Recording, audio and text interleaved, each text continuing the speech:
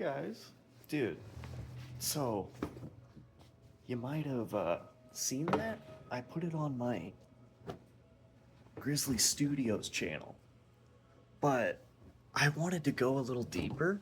Well, and just bring up a few things because some people were commenting, and I guess it's apparent to me, but I guess maybe other people aren't as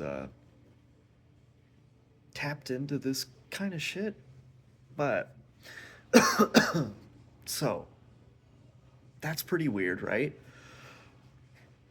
I mean, it doesn't surprise me at all, but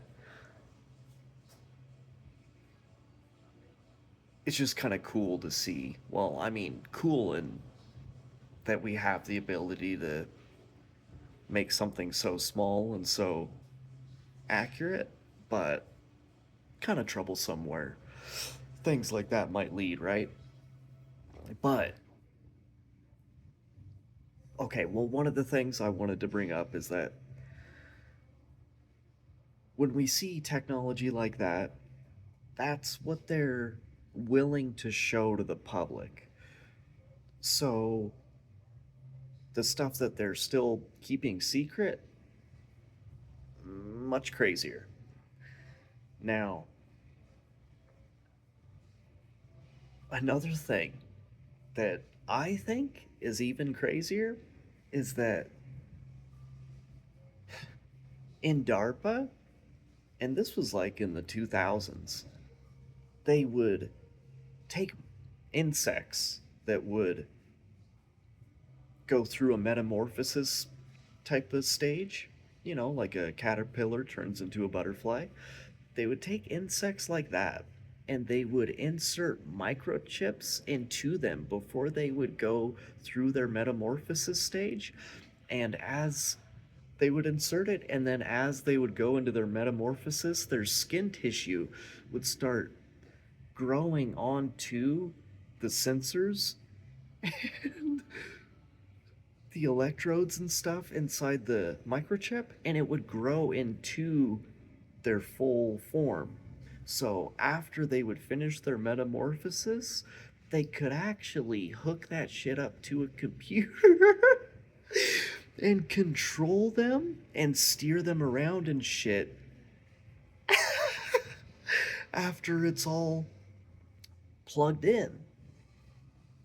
And that sounds insane, right? I'm completely serious. Let's look at it up. Let's look it up. DARPA's Hybrid Insect Microelectromechanical Systems, HIMEMS, program researched implanting microchips into insects during the pupa stage of metamorphosis to create cyborg surveillance insects. By inserting sensors and electrodes, the insect's tissue grows around the electronics, ensuring a secure long-term biological interface for remote control. They would surgically insert the microelectrodes and sensors into insects during their metamorphosis, typically as pupae. As the insect matures, its tissues grows around the implanted technology, allowing the electrodes to become a permanent integral part of the adult insect's body. The goal is to create cybugs or cyborg insects that can be steered remotely, used for intelligence gathering, searching for explosive, or exploring, utilizing the insect's own muscles for flight and movement.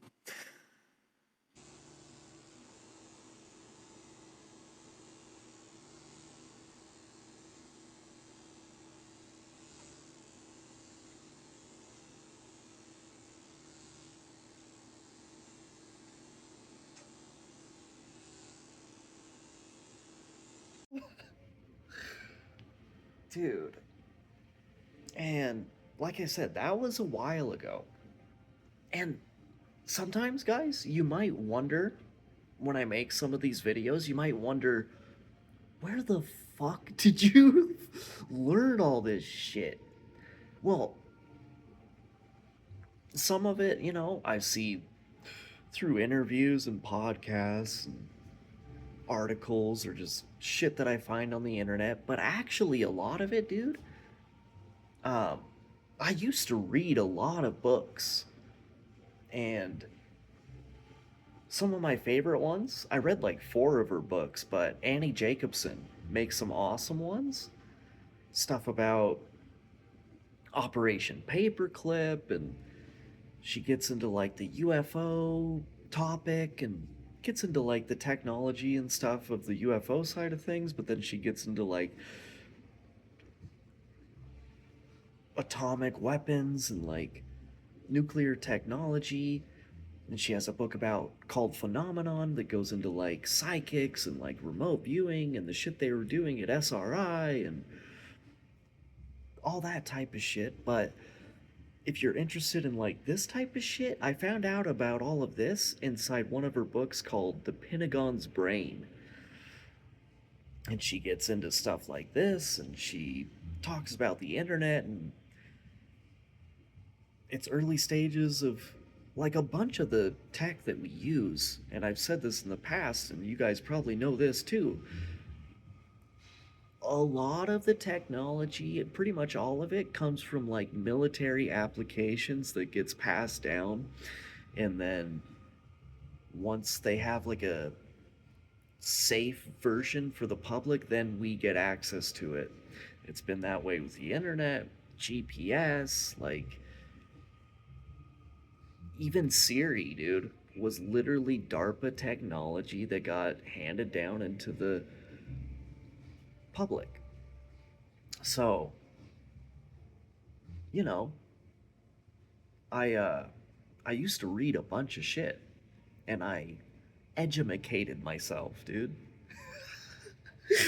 But yeah, I there's some crazy shit, dude. And I mean, yeah, their drone stuff that they can get that small and to look pretty damn close to an actual mosquito type of bug, that is pretty crazy. But I actually find that other side of things that we just talked about even crazier. And I can only imagine what they're doing now. Uh, cool, dude. Bye.